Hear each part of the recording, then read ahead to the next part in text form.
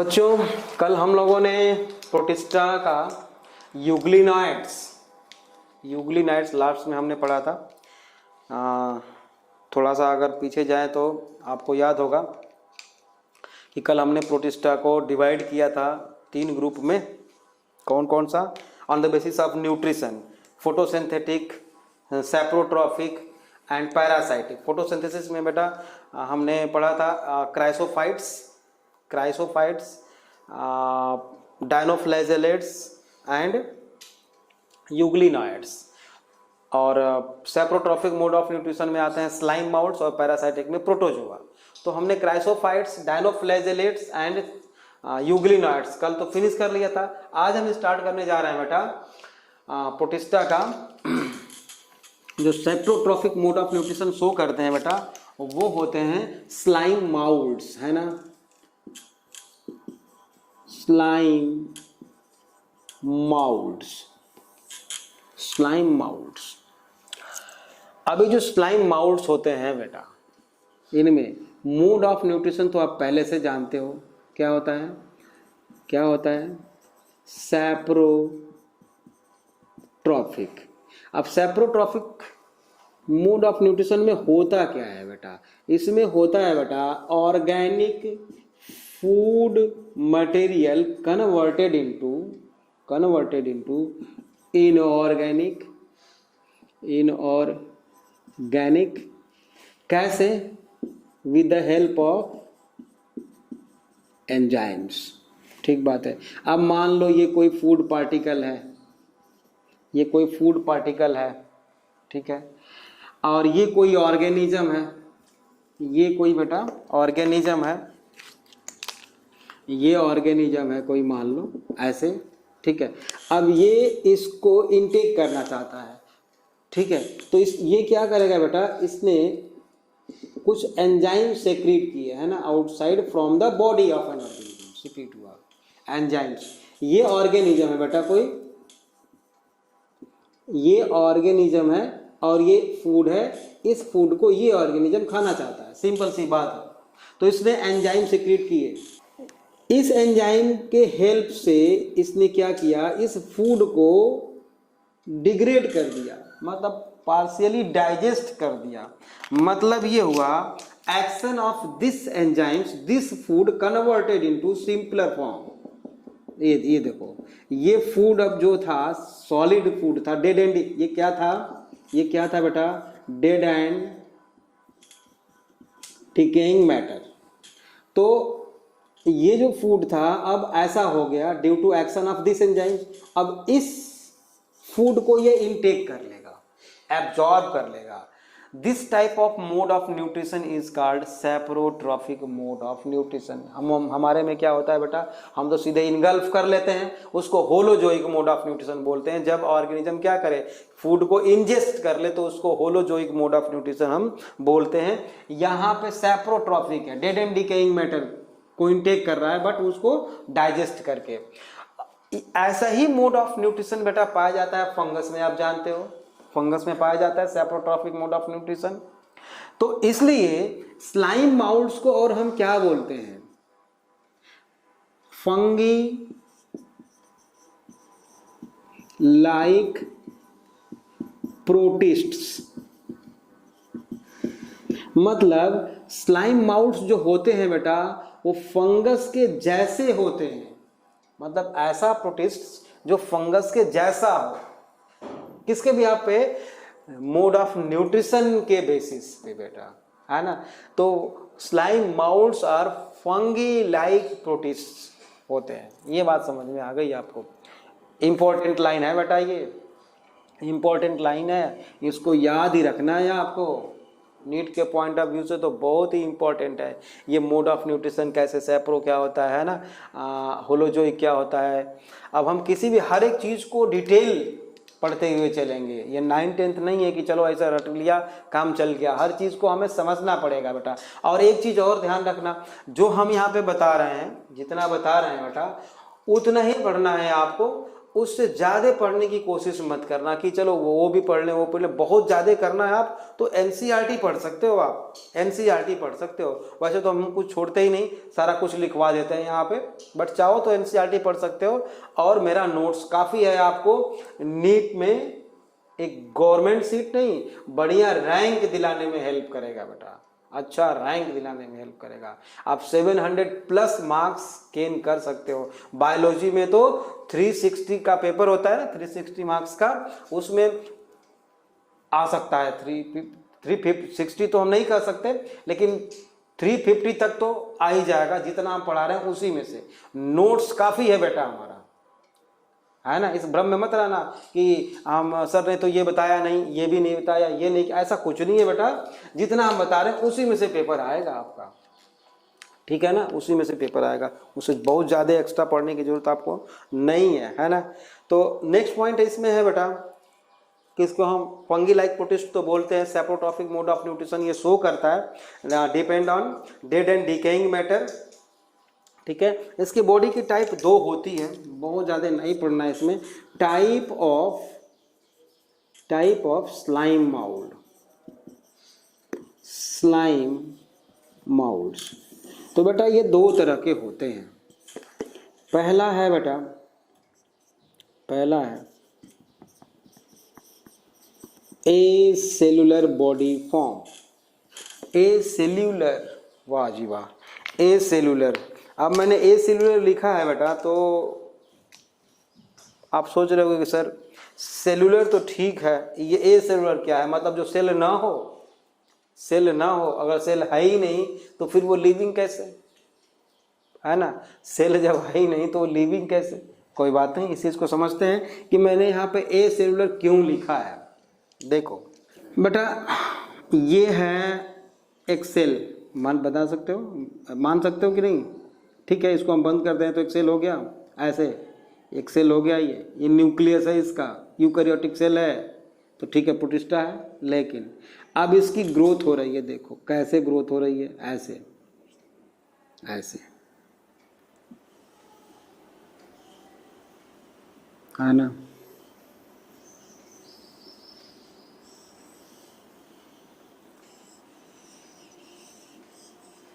ये देखो, देख रहे हो आप कि अगर हम मान लो यहाँ से और यहाँ से पकड़ के इसे खींच दें, यूं खींच दें अगर, तो ये ऐसा हो जाएगा क्या? आपको समझ में आ रहा? अगर यहाँ पे पकड़ ले और यहाँ पे ऐसे खींच दे तो ऐसा हो जाएगा क्या? और ये तो ठीक है, यहाँ पे बेटा जैसे जैसे इसकी बॉडी ग्रोथ करती चली गई, न्यूक्लियस भी डिवाइड करते चले गए। मतलब इसकी बॉडी को अगर हम ऐसे खींच दें तो ऐसा दिखाई देगा, और इसमें ये न्यूक्लियस दिखाई देंगे खूब इधर उधर, जो ये न्यूक्लियस मैंने बनाया है। तो आप बताओ कि ये यूनिसेलुलर है कि मल्टी सेलुलर? यूनिसेलुलर है, क्योंकि सेल तो एक ही है, बट मल्टी न्यूक्लिएट है, मोर देन 1 न्यूक्लियस है, ठीक है। और इसका बॉडी फॉर्म ऐसा हो गया है जो सेल होते हुए भी सेल के जैसा दिखता नहीं है बेटा, इसलिए इसको ए सेल्यूलर बॉडी फॉर्म बोलते हैं इसको। ये बात समझ में आ गई आपको? ए सेल्यूलर बॉडी फॉर्म, ठीक है। ये तो हमने आपको समझाने के लिए बनाया था, ठीक है।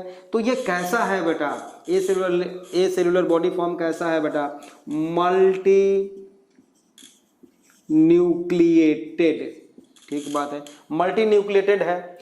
क्या इसके बॉडी के बाहर कोई सेल वॉल है? जैसे कि हमने लिखा है फंगी लाइक प्रोटिस्ट, तो फंगस में के सेल वॉल में तो पाया जाता है बेटा काइटिन, मतलब काइटिन का बना हुआ सेल वॉल फंगस का होता है, प्लांट का सेलुलोज का बना होता है, बैक्टीरिया का पेप्टिडोग्लाइकेंस का बना होता है। यहाँ पे सेल वॉल नहीं है बेटा, इसीलिए तो फंगस में नहीं रखा है इसको पूरी तरह, यहाँ पे रखा है।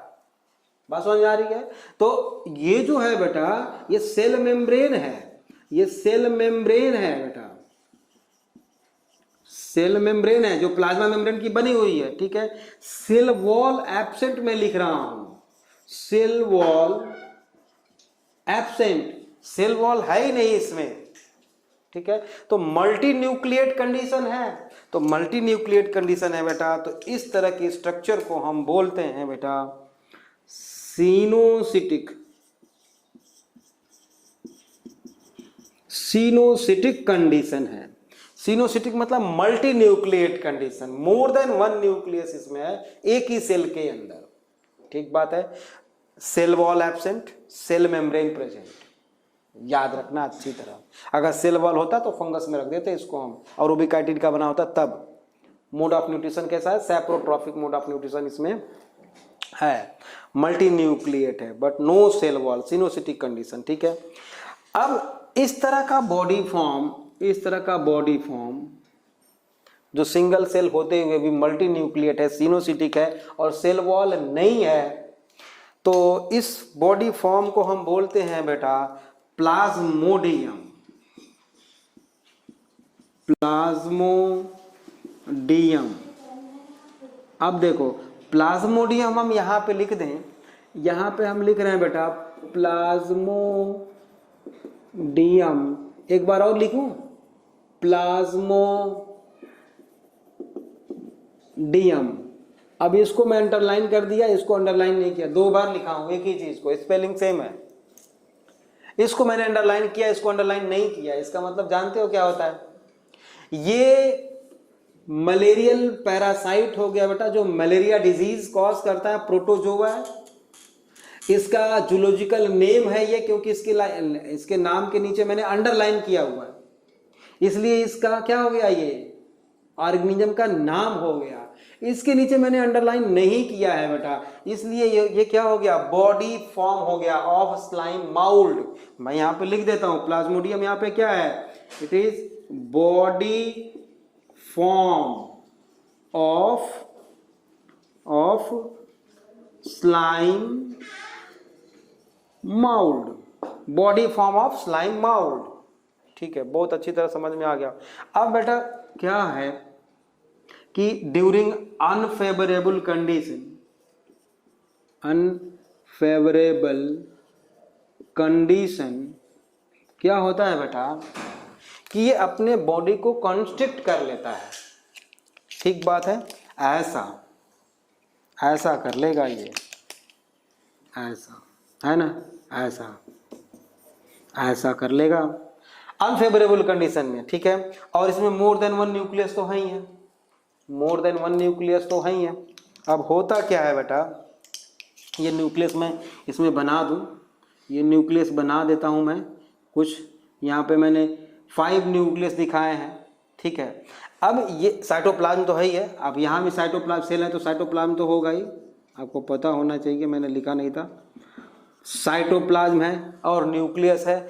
अनफेवरेबल कंडीशन में इसने क्या किया बेटा, अपने बॉडी को कॉन्स्ट्रिक्ट कर लिया है, और अंदर मोर देन वन न्यूक्लियस तो है ही है, ठीक है। अब होगा क्या बेटा इसमें कि इस न्यूक्लियस के चारों तरफ एक वॉल आ जाएगी, ऐसा, मतलब साइटोप्लाज्म थोड़ा थोड़ा, मतलब कैरियोकाइनेसिस तो हुआ नहीं क्योंकि पहले से ही मोर देन वन न्यूक्लियस है। न्यूक्लियस के बाहर साइटोप्लाज्म थोड़ा थोड़ा आके कलेक्ट हुआ, और उसके बाद बेटा क्या आ गया, सेल वॉल आ गई, and cell wall is made by cellulose. कमाल हो गया, सेल वॉल आ गई बेटा, and this cell wall is made by cellulose, जो प्लांट्स का कैरेक्टरिस्टिक फीचर होता है ना, हमने पढ़ा था। सेल्यूलोज बहुत ही इंपॉर्टेंट है, बहुत ज्यादा इंपॉर्टेंट है बेटा नीट के पॉइंट ऑफ व्यू से, है ना। तो अब ये स्पोर्स बन गए हैं बेटा, तो स्पोर्स जिसके अंदर बन रहे हैं उसको हम क्या बोलेंगे, स्पोरेंजियम। स्पोरेंजियम मतलब स्लाइम माउल्ड में स्पोरेंजियम बनता है, या ये जो फॉर्म है इसको बोलते हैं बेटा फ्रूटिंग बॉडीज।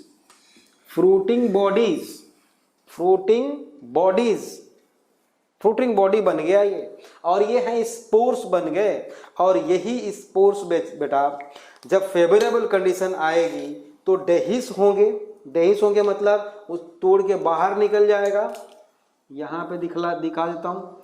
ये देखो ऐसा, ये टूट के निकल गया बाहर, तो ये सारे स्पोर्स जो हैं बाहर निकल गए ऐसा, और ये फिर से इसमें जर्मिनेशन होके क्या बन जाएगा, ये स्लाइम माउल्ड बना लेगा।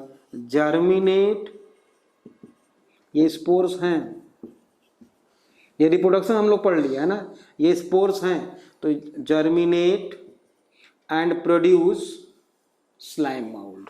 समझ में आ गई बात? सिंपल सी बात है, बहुत आसान है।